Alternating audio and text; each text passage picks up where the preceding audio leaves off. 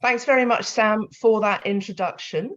I'm going to talk for about 50 minutes or so about the body snatching or resurrection phenomenon, which peaked between the 1790s and the early 1830s, including a look at why certain London resurrectionists began to think of ever more ingenious ways of getting hold of fresh, dead human flesh to sell to the various anatomy teachers who needed dead bodies in order to train young doctors and surgeons about how the human body worked.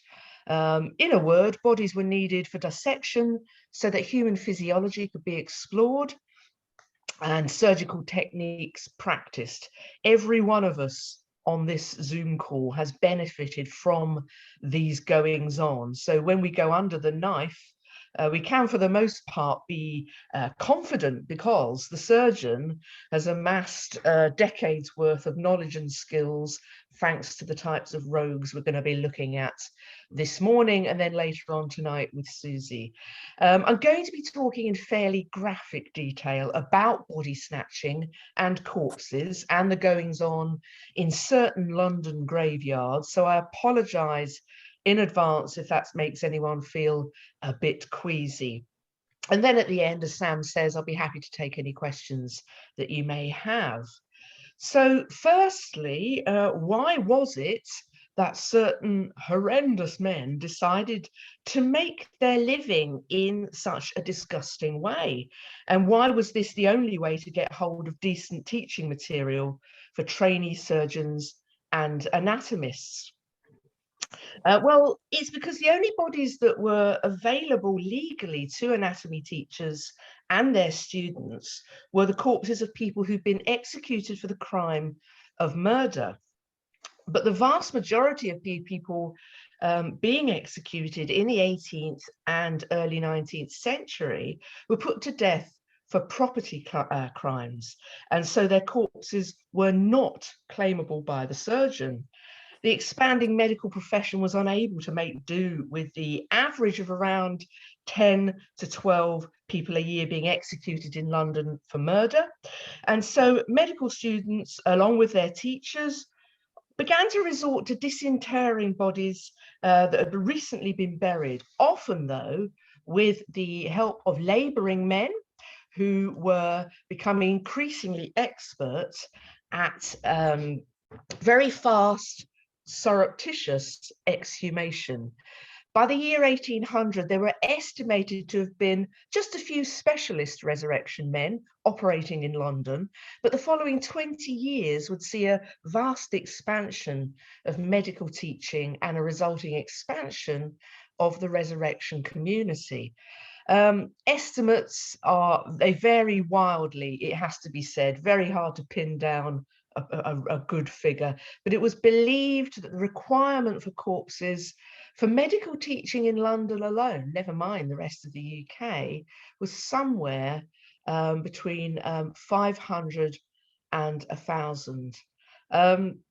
So this is caricaturist Thomas Rowlandson's savage impression of the early days of resurrection. So that's 1775. So this figure of death is holding the dark lanthorn, the dark lantern, over these unsavory characters who are in the process of putting the corpse into a sack. But Rowlandson has made a mistake here. I think we can assume he wasn't sketching this from life, precisely because the human body belonged to no one, not well, except for its former user, and perhaps also to God if you were a believer. Stealing a corpse was not a felony. In law, it was only a misdemeanor, and therefore it carried a comparatively light jail sentence, or sometimes simply just a small fine. The misdemeanor was called the unlawful procurement and receiving of a body, or possession of a body with knowledge of illegal disinterment. In Scotland, the misdemeanor was much more colourfully called the violation of a sepulchre. However, should any item be removed from the grave. So any keepsakes that had been buried with the body, for instance, or a shroud, or the brass or lead fittings from a coffin, or the coffin lid, that was a felony. And a long custodial sentence or even transportation could be handed down for those found guilty. So Rowlandson has been inaccurate here, because obviously the body is still there, being sacked up in its shroud and its grave cap. Many people started to feel it was ludicrous that we punish the theft of a shroud much more so than we punish the theft of a human body, and that kind of anger was growing as the century went on. Here's another moonlit graveyard scene. Note the smirk. We will be coming back to smirking a bit later on. Here is Hablo K. Brown, better known as Fizz. All you Dickensians will recognise the name Fizz, and his actually rather jolly scene of resurrection. It was a very boozy profession. That is actually how quite a lot of resurrection careers came to an end. You got too tiddly on the job and you were caught because you weren't being careful enough. But this one is actually my favourite picture of a resurrectionist. It's not contemporary. It actually dates from 1913. But I think that more than any other image, it captures the atmosphere of the deed. He appears to be in consecrated ground. And I find these overdeveloped forearms particularly unsettling. Again, keep the forearms in mind as well. But again, we've got that mistake of the resurrectionist stealing the grave clothes as well. He will have known not to do that. The illustrator doesn't know. Now, we get a great contemporary idea of what a resurrectionist really looked like from an article in the Victorian magazine All the Year Round. It was written by a reporter who had happened to be in the corridors of Parliament at the time that the Select Committee on Anatomy was taking evidence, and among the witnesses were a number of resurrection men. So the reporter recalled, for several days in the summer of 1828, a certain committee room of the House of Commons, as well as all the passages leading to it, were thronged by some of the vilest beings that have perhaps ever visited such respectable places. Sallow, cadaverous, gaunt men dressed in greasy moleskin or rusty black, and wearing wisps of dirty white handkerchiefs around their wizened necks. They had the air of wicked sextons or thievish gravediggers. There was a suspicion of degraded clergymen about them, mingled with a dash of Whitechapel costermonger. Their ghoulish faces were rendered horrible by smirks of self-satisfied cunning, and their eyes squinted with sidelong suspicion, fear, and distrust. And that is what this reporter is getting at. So before we go any further, how was it actually done? 3 crucial pieces of equipment were needed. A wooden shovel, because the noise of soil on wood was a lot quieter than soil on metal. The dark lanthorn, the dark lantern, which we can see here in Meredith's picture, which threw its light downwards, so didn't risk attracting attention after dark. So you throw the light down. And 2 large metal hooks attached to lengths of rope. A hole was dug at the head of the grave only, and when the lid of the head of the coffin had been reached, a resurrectionist leant down and inserted the hooks under the lid. The weight of the earth was still resting on the rest of the coffin, the body of the coffin, and so it acted as a counterweight, so that when the ropes were tugged, the head of the coffin lid snapped across horizontally, and the corpse's head and shoulders were revealed. A rope was then attached around the shoulders, and the corpse was fished up out of the grave. And fishing is exactly the term that Charles Dickens's fictional body snatcher, Jerry Cruncher, uses to describe his work in A Tale of Two Cities. However, a lot more work was involved if it was a mass grave or a pauper grave that was going to be robbed. Pauper graves usually held around 20 corpses, with the oldest burials obviously on the bottom and the latest on the top. If, as was not uncommon, excuse me, as many as 5 or 6 paupers had been buried on the same day, the Resurrectionists could have a large hall. One of the top London resurrectionists of the first decade of the 19th century claimed that he'd once cleared out 2 separate mass graves in an hour and a half, while another one said that his fastest speed had been achieved when he'd exhumed 1 body in 15 minutes, but that had only been possible because it had been a very shallow grave with loose, gravelly soil. And it's worth pointing out how fantastically strong these men were. Surgeon Bransby Cooper was told by one of the top resurrectionists of the 1810s that he'd had several heavy manual labouring jobs in his lifetime, but nothing had come close to body snatching for sheer physical endurance. Some of them were lifting 6 or 7 bodies a night up out of the grave and over high graveyard walls. Many of them had also been prize-fighting boxers in their day. Bill Harnett was among the first wave of elite London resurrectionists, operating between about 1800 and 1815. He'd been a much admired prize fighter in his time, and he had once beat a rival resurrectionist called Ben Crouch in a prize fight at Wimbledon. Crouch had fought dirty, but he'd still lost. And this is said to have been the starting point of a feud between the 2 men that lasted for years. Bill Harnett was described as good-tempered and cheerful, with an Irish accent, which was strange because he wasn't actually Irish. After a long and successful career in resurrection, Harnett took to gin, and he died slowly of consumption. And in his final days, he was said to have expressed a growing horror that he himself might end up being dissected. Ben Crouch saved enough money, largely, it must be said, because of his enormous success in selling corpses' teeth to dentists, to be able to open a hotel in Margate, which was initially successful, but then the tale got round of how he'd come by his fortune, and so his hotel was shunned and boycotted. Crouch turned to drink, quickly became a pauper, and he was found dead one afternoon sitting upright at a table at his favourite pub on Tower Hill.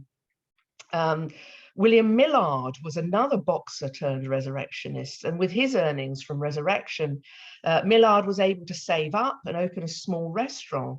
But when locals discovered the source of his wealth, his restaurant was boycotted, and so he had to return to resurrection. So you can see the kind of reputation these fellas had.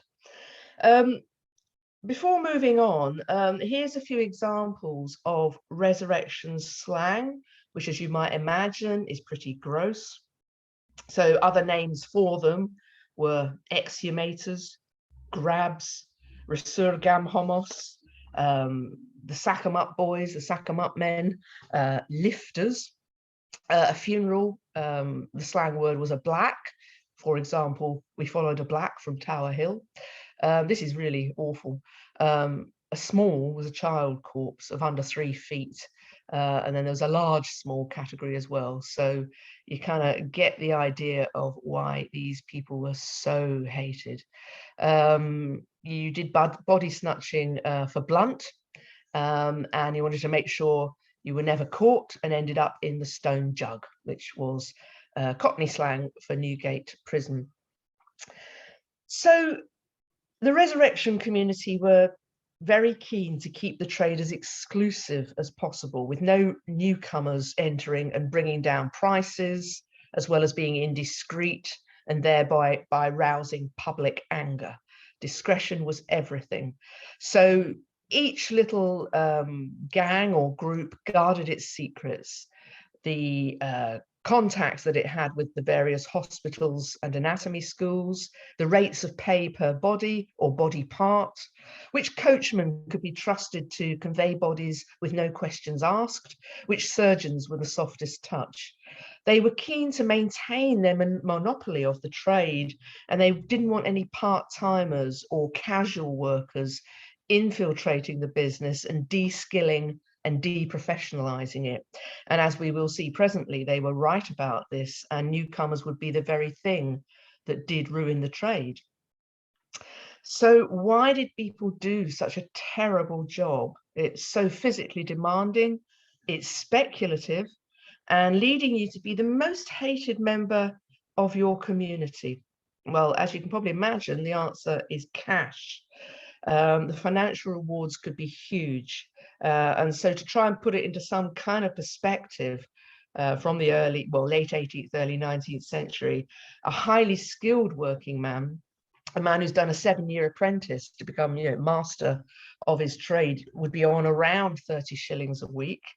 A less skilled man who hadn't done the full apprenticeship, 15 shillings a week. The starting wage for a Metropolitan police officer when they get going in September 1829 was 21 shillings a week. 21 shillings is a guinea. By contrast, in that same year, a skilled East End silk weaver was down to 5 shillings a week for a 12-hour day, 6 days a week after the collapse of the English silk trade. And then just look at that contrast there. A disinterred corpse gets you anywhere between 4 and 12 guineas, depending on how fresh it was, depending on how much scarcity there was in the various schools and hospitals at the time. So by a very crude calculation, the least valuable corpse was worth 4 times the weekly wage of a Metropolitan police officer. Some economic historians have suggested that the drop in real pay across the country could have been as much as 40% between the end of the Napoleonic Wars in 1815 and the death of King George IV in 1830. So you can see the financial incentive to do this terrible job. Prices depended on a corpse's freshness and whether it was likely to exhibit any interesting medical condition. Male corpses were more valuable than female because they offered greater scope for the study of muscles, while a fresh, well-developed limb could be worth more than a whole body that was on the verge of putrefaction. Some snatchers and surgeons were apparently even known to make their bargain by the inch of usable flesh. Hair was useful for wig manufacture. Teeth made a lot of money when you sell them to dentists to make up dentures. So those are 2 very highly profitable sidelines. Now, Joshua Naples was one of a gang of resurrectionists who operated from the late 18th century to around 1815. And amazingly, he left a diary of his activities. And this is the only known example that I'm aware of writing by a resurrection man rather than about one. So from his diary, we learned that in one 6-day period in 1811, Naples' gang earned £104 by raising 25 bodies. Now that had to be divided between the 4 gang members, plus there was hush money to pay to a number of informants, but nevertheless, that's a colossal sum for these days. So unusual illnesses or deformities sent the price of a body soaring. In the autumn of 1827, a female inmate of the St. Luke's Asylum, which stood just to the northwest of where the Old Street roundabout is today, was known to be dying. William Davis, a member of one of the most successful resurrection gangs called the Spitalfields Gang, he was offered 20 guineas by surgeons who were keen to anatomize her brain to see if they found out why she had indeed become mentally ill. So Davis was in the act of digging the girl up in a private burial ground called Wigington's. So over there on the left, third one down, is where Wigington's was. So he was in the act when he was arrested by a parish watchman who'd received a tip-off, just as Davis in turn had received a tip-off about the date and place of the young woman's funeral. So people in the resurrection world were always betraying each other, you know, spying, snitching, double dealing. There was very little honor amongst thieves in that particular subset of villains. So who gave William Davis his tip-off? Well, resurrection men relied on their close contacts in the business of illness, death, and burial. There were a large number of burial grounds in the Golden Lane area. Here we see my annotations of the main ones in that area, and so the one that had been on the site of the Jacobean Theatre was later a private ground, goes on to be bought up and used as a private ground to take the bodies of the poor of St Giles Cripplegate.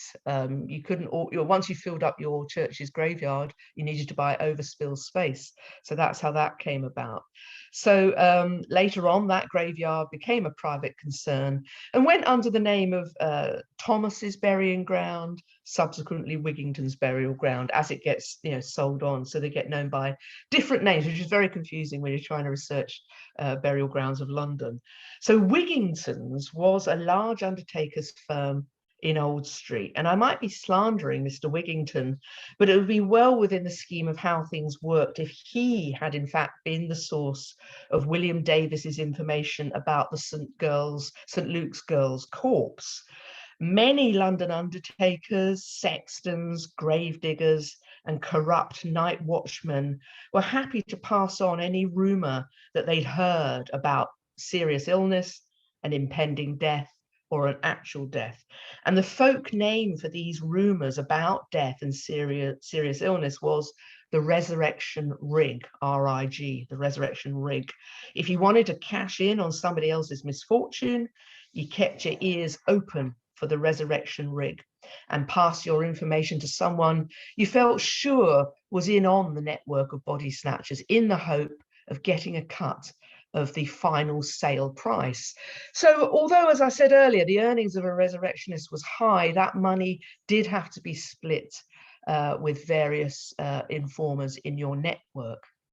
Now, the most vulnerable graveyards were the small private cut price burial grounds, many of them formerly dissenting or nonconformist Protestant graveyards, subsequently bought up and run as speculative concerns. I hope my annotated map there gives you some kind of idea of how that happens. You know, you go from being, for example, a Methodist or Baptist burial ground, and then you get bought up and put into the private sector. And these were often very small grounds without a great deal of protection. So the most famous one there is Bun Hill Fields. For those of you who know the area, it's still there, a lovely, lovely park to go and sit in, and the grave's beautifully maintained. But back in the day, look at those fearsome gates on the left. They're there for a reason. They're there to keep out the body snatchers. And so Bun Hill Fields was a well-protected, large ground. If you died and you were a Protestant, it would be really quite nice to get yourself into Bun Hill Fields. Sadly, that's not the same in the rest of these. All these overspill graveyards, all these little private concerns are hugely vulnerable. So Holywell Mount, you can see over on the right there towards the bottom, was a small private burial ground owned and run in the 1820s by two elderly women. So that's where it was. and that's the A to Z today, showing the site of where it was. So although they both lived in a cottage overlooking the burial grounds, the elderly women had actually delegated the day-to-day running of it to a man called Mr. Wackett, believe it or not. And what the old ladies hadn't realised was that Mr. Wackett, instead of protecting the ground against grave robbers, was corruptly taking money from them, with the result that a two-man gang were able to steal newly buried bodies in the dead of night. Mr. Wackett basically got them a key cut so they could come and go as they liked. The figure of 43 corpses stolen from Holywell Mount burial ground in one 3-month period was later stated in the newspapers. However, in April 1823, a rival two-man gang known as Hollis and Vaughan found out about this arrangement, and they were consumed with jealousy. And in order to wreck this cosy little arrangement, Hollis and Vaughan went to the local magistrate's court in Worship Street and shouted out in open court that they knew about the goings-on at Holywell Mount burial ground. They then went next door to a pub and shouted out the same information to all the gathered drinkers. And immediately, the court officials, as well as the pub drinkers, raced round to Holywell Mount, entered the graveyard and began digging. To their horror, they found grave after grave filled with empty coffins. There was a near riot with Mr. Wackett, his wife and children, plus the old ladies being roughly handled and ejected from their homes. Windows were smashed, the police were called, and a thorough survey of the ground was undertaken as distressed relatives and friends of the deceased looked on. Newspaper reporters turn up, having heard of all this hullabaloo, and they later reported that one young woman was in a frantic state as she used her own bare hands to unearth the coffin of her recently deceased child and was overjoyed to find the corpse still in its coffin. But nearby was the harrowing scene of an 18-year-old man being informed that the graves of his parents and younger brother were all empty. I use this anecdote as an example of exactly why body snatchers were the most hated group and why they kept their identities and their exploits a secret. I don't think it's going too far to compare it to the horror and hatred with which we today view child abusers or serial killers. That's how detested they were. You know, they attacked the very deepest feelings that you might have about your recently deceased relatives or child. They risked physical assault whenever their profession became known. More generally, they could expect ostracism and shunning by anyone who suspected what their trade really was. Now, this sketch is from Edinburgh. It follows the discovery that Burke and Hare had been killing vagrants and selling their bodies to the surgeons, so obviously going further than body snatching. But it's a great illustration to kind of show that type of public fury that these activities evoked in the public.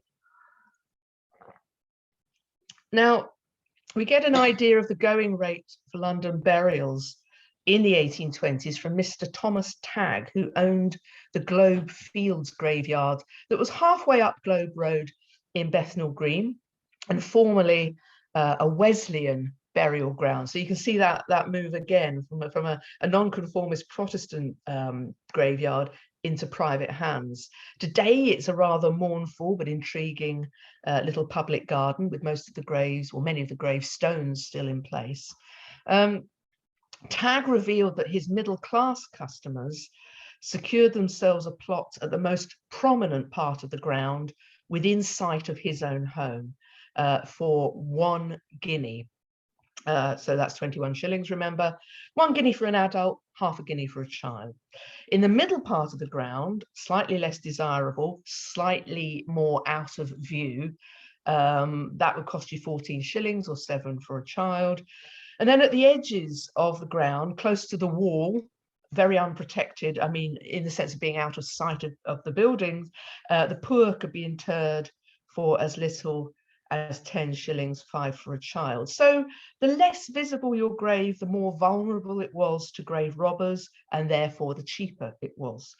Tagg made a big selling point of his grounds' high walls, suggesting that these offered superior protection from the resurrection men. Obviously, those walls aren't really, well, actually a couple of them are, but from the street they've obviously been lowered. But in fact, it was Mr. Tagg and his staff that were doing a great deal of the resurrecting.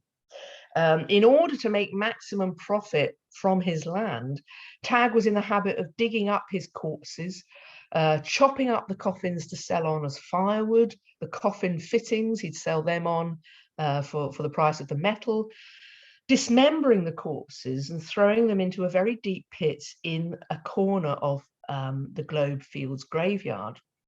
Even some of the bones were said to be sold on for various trades that used bone. And in this way, he could resell the best burial plots. But unfortunately for Mr. Tagg, his graveyard was visible from the railway line that began to rumble and still rumbles overhead from 1840. And a traveller spotted from his carriage window, as the train crossed the viaduct, piles of bodies and limbs being hurled into the deep pit. And he informed the police, who investigated. Amongst Thomas Tagg's other cheapskate measures, his sexton wasn't a sexton at all. He was just a cobbler who pulled on a surplice in order to take a quick funeral with a few hastily patched together phrases from the Church of England service. This also went on at the Hoole and Martin private ground in the New Kent Road, where the person taking the service was also a cobbler. I don't know what that connection is. A cobbler in disguise, pretending to be a holy man. And at a private ground owned by an undertaker called Butler, just south of London Bridge, Mr. Butler was actually hollowing out and making use of his neighbour's cellar space and passing these off as highly desirable and secure burial vaults. Butler put up a wooden sign saying "Minister's House," clearly attempting to pass the graveyard off as consecrated ground when it's just next door cellar. So this sort of racket went on throughout the small private burial grounds of London. And had it not been for resurrectionists and greedy graveyard owners, the crisis of overcrowded burial grounds would have arrived a great deal sooner than it actually did. It was 1842 before Parliament began seriously to discuss the matter and to speed up the move towards large out-of-town cemeteries. The select committee that had been convened in 1842 to explore the urban graveyards problem heard some astonishing figures. Thomas Tagg himself claimed that in his small 3/4 of an acre ground, he had 9,500 buried bodies, 15 feet deep, 8 to a grave. But he also said that he still had half an acre empty.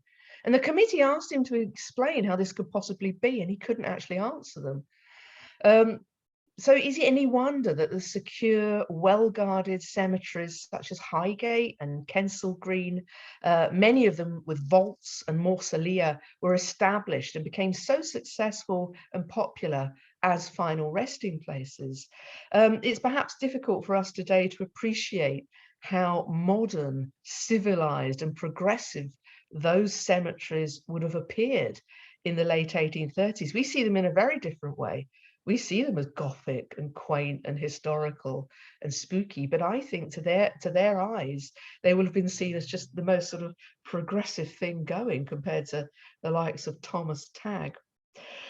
So by around 1825, ordinary Londoners had reached a fever pitch of outrage because of the sheer volume of bodies being snatched and ferried around London. Just one small example of the impact of that. One dark night in Soho, disgruntled resurrectionists, angry that Joshua Brooks would not pay them a retainer for their services, dumped 2 badly decomposed bodies near his private academy.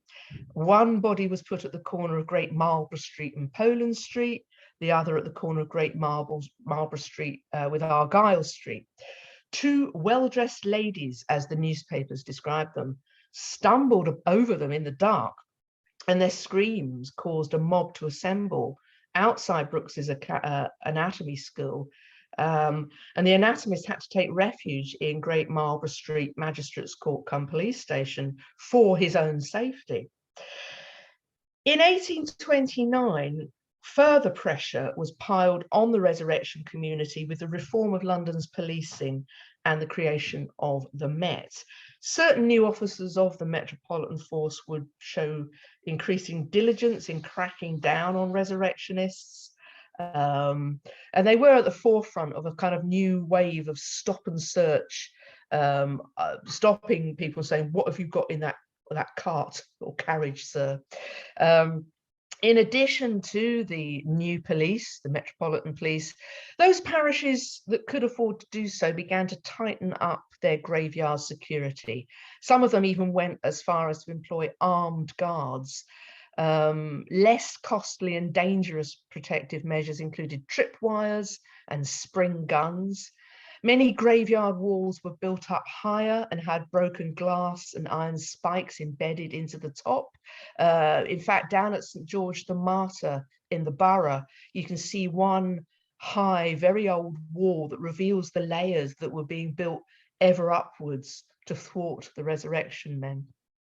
One experienced snatcher claimed to have been fired at on 5 different occasions, all without injury, while Patrick Murphy claimed that when he was scaling the graveyard wall of the parish church of St. Matthew's, Bethnal Green, he'd been fired on by the watchman, and that that had shattered a brick that was just a couple of inches away from him, and that he'd received buckshot injuries.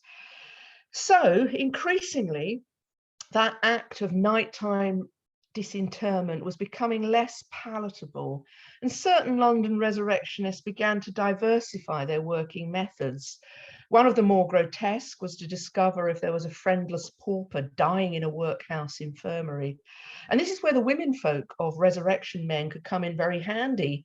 They would pose as the friend or relative of a very sick pauper in the workhouse, establishing a presence at the bedside, so that when death occurred, they could simply ask the workhouse authorities if they could remove the body themselves in order to have a private funeral. Most workhouse masters were only too keen to be saved the cost of a funeral and would readily agree to that. There was also a rise in the breaking and entering of undertakers' premises and parish mortuaries.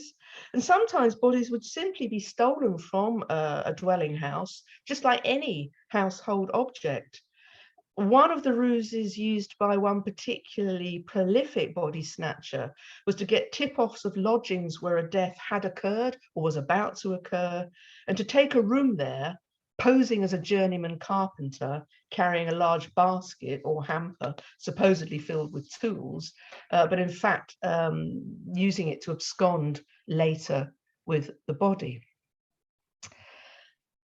On the evening of the 4th of November, 1831, 3 men with a large wicker hamper crossed the Thames by foot ferry, which was, you know, before all the bridges were built. That was a great way to get cheaply across the river. And they alighted at the watergate of the brand new King's College London, seen here on the far left alongside Somerset House, fronting the river. That's decades before the embankment was built.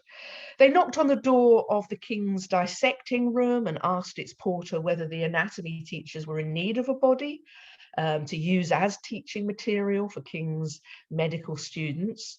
The porter there knew these men very well. They were among his regular suppliers of corpses, and they were body snatchers. The porter replied to them, "Not particularly, what have you got?"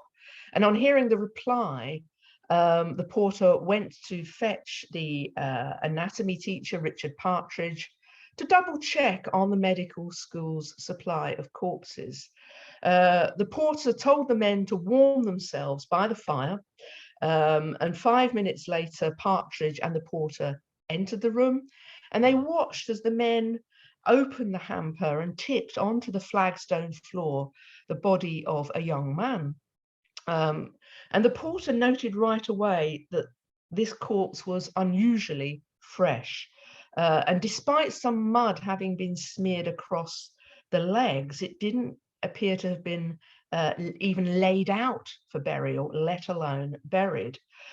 The porter asked the resurrectionists what the young man had died of, and the reply was, "I neither know nor care. It's quite indifferent what he died of. Here he is, stiff enough."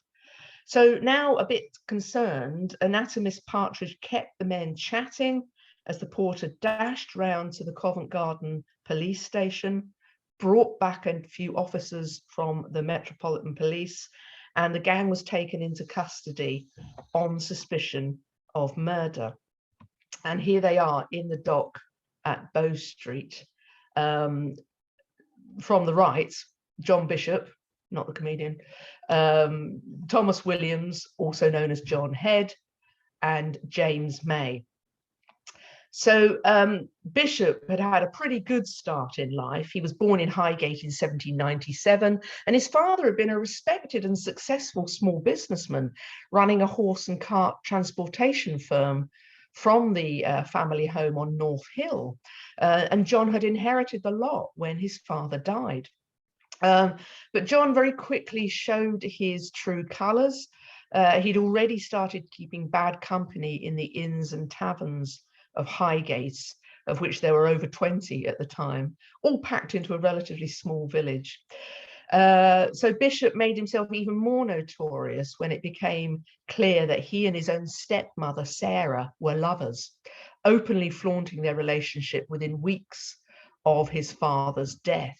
They married 18 months later, and it's at this point that he started to use his father's carts to transport illegally exhumed bodies around London, also becoming a prolific body snatcher himself. His own estimate was that by the time he was arrested for murder in 1831, he'd lifted several hundred bodies and delivered them to London's various hospital medical schools and private anatomy colleges. And at some point in his career, he began taking a shortcut to profit, killing instead of stealing corpses. Now, he might have taken inspiration from Burke and Hare, who we saw earlier, but there is anecdotal evidence that Bishop may have turned to murder before the Burke and Hare case of 1828. One of Bishop's associates called out during his subsequent Old Bailey trial, "You're a bloody murdering bastard, and you should have been topped years ago," topped meaning executed, which suggests that Bishop was well into murder before the Burke and Hare case. So John and Sarah Bishop moved to Shoreditch, to a tiny cottage in Nova Scotia Gardens, on the Bethnal Green border, opposite today's Birdcage pub in Columbia Road, for those of you who know the district. And it's this house into which he began to lure vulnerable Londoners to kill them, selling the body the next day. So Nova Scotia Gardens was a very odd collection of tiny, quaint cottages that may have started life as summer houses for Huguenot silk weavers. Those long back gardens there did actually have mulberry bushes in, and they may have been used as tenter grounds by silk weavers. They even at the time in 1831, anybody who saw these cottages thought, these are really odd. What are these about? These are strange. 1 year later, Thomas Williams, aka John Head, moved in next door to the Bishops, having just been released from Millbank Penitentiary after serving a sentence for petty theft. The two men got on well, and together they began seeking out victims on London's streets after dark, tempting them back to Nova Scotia Gardens with a promise of dinner and a bed for the night. As for James May, how did he get involved in this horrible affair? Well, one November lunchtime in 1831, Holborn-based body snatcher May went as was his habit, to the Fortune of War pub in Giltspur Street, Smithfield. The pub was handily situated across the street from St Bartholomew's Hospital. It was the largest resurrection pub north of the river, and in the olden days of snatching, so safe had the patrons felt that they even brought their bodies along with them and stashed them under the benches, complete with ticket of ownership attached, while they went off to strike a bargain with the surgeons. Obviously, you don't want to be lugging this around with you as you do your selling. So James May was drinking in the Fortune of War when John Bishop approached him and asked him to step outside. Although they'd worked together for around 12 years in the same specialist job in the same city, May and Bishop didn't actually know each other particularly well. Both men stayed largely aloof from the resurrection gangs, preferring to work with just one partner at a time. Bishop, standing directly opposite St Bartholomew's, asked May if he'd had much luck recently offloading corpses and whether he was earning good money for his deliveries. Bishop explained that back at his home in Nova Scotia Gardens, he had the corpse of a youth in a trunk. Would May be interested in helping to sell the body in return for a share of the sale price, plus a set of fine, unchipped, very white teeth? May agreed. He was intrigued. They all go back to Nova Scotia Gardens. May sees the corpse, takes the teeth out with a bradawl, and they all pack it up in a basket. And over the course of the next 36 hours, they didn't actually have much luck trying to offload this corpse. One of the perils of body snatching was that it was speculative work. And from time to time, there would in fact be oversupply to the hospitals and private medical schools. So they tried the dissecting rooms of Guy's Hospital, St Thomas's Hospital, Granger's Webb Street Private Anatomy in Southwark, Joseph Carpew's private school in Soho, Edward Toussaint's school in Little Windmill Street off Tottenham Court Road. And every single one of them said that they currently had enough to be going on with, thank you. Guy's at least offered to give the corpse a bed for the night in one of their storerooms. But the longer Bishop took to sell this body, the less money he's going to get because it's getting less fresh. Then one of the men had a brainwave. The brand new King's College had an anatomy department. Why not try them for the first time? Which takes us back to the start of our story. Throughout the course of the month-long investigation, there was little doubt about the fact that Bishop and Williams had started to murder people in order to supply extra fresh flesh to the doctors. But the investigation and the subsequent Old Bailey trial of the three men faced two significant problems. For one thing, James May had nothing to do with the killings and was well alibied for the night in question. But disliking May's general cockiness and sense of superiority, the authorities nevertheless pressed ahead with a very leaky prosecution case against May. In fact, just as the Old Bailey trial was about to start, the prosecution still had no idea of the identity of who had been murdered. The national and London newspapers had very quickly seized on a rumour doing the rounds of Covent Garden that the victim had been an Italian boy. Italian boys had been a common sight on the streets of London since the Napoleonic Wars, when the north of Italy had been laid waste and subsequent poor harvests had threatened famine. There was a highly organised trafficking network whereby Italian peasants sold, or rather loaned for cash, their children to gangmasters who would walk them to the capitals of Northern Europe to sing and dance in the city streets, or to exhibit small animals, or to sell plaster figurines of famous figures of the day, as we see here. There was a great deal of money to be made in this way because Londoners seemed to take these exotic looking children to their hearts, but the children were horribly exploited, very often maltreated by their gangmasters.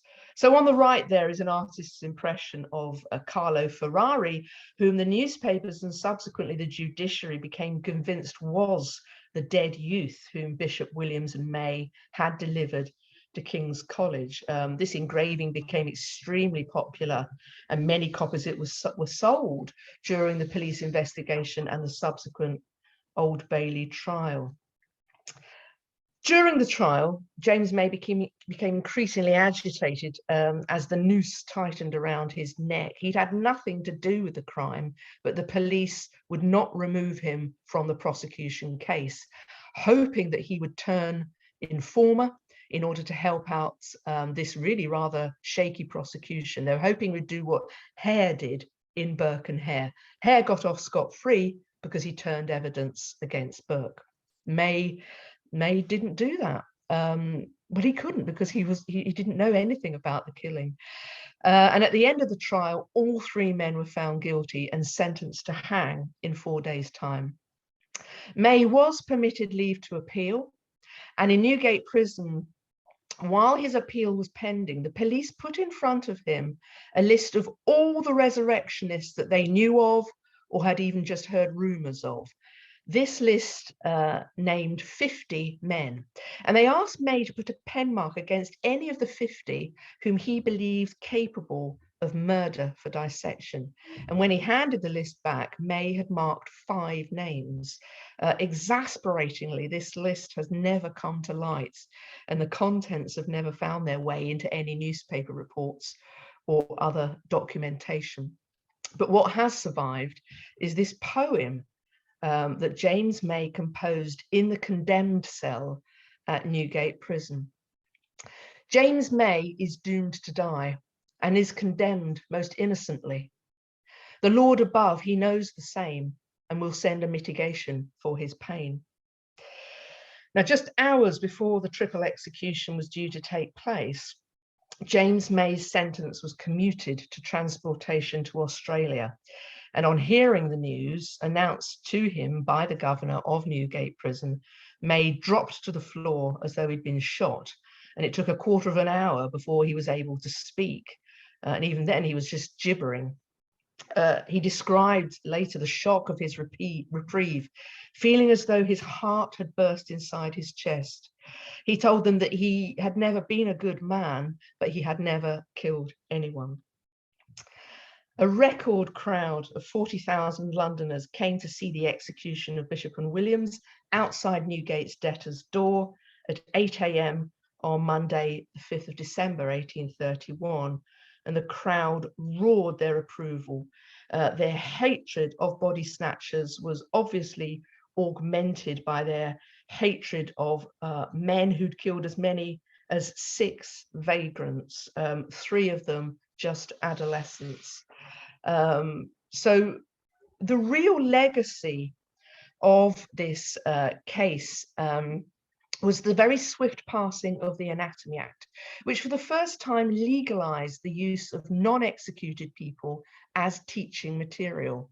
From then on, anyone who died in an infirmary, workhouse or other institution and whose body wasn't claimed by family or friends for a private burial went to the medical schools to make themselves useful to science and to progress. This was hugely controversial because what it meant in practice was that the state now had the right to commandeer your body simply if you had the misfortune to be poor and friendless. It was seen as the dawn of a new age of hardened attitudes towards the poor.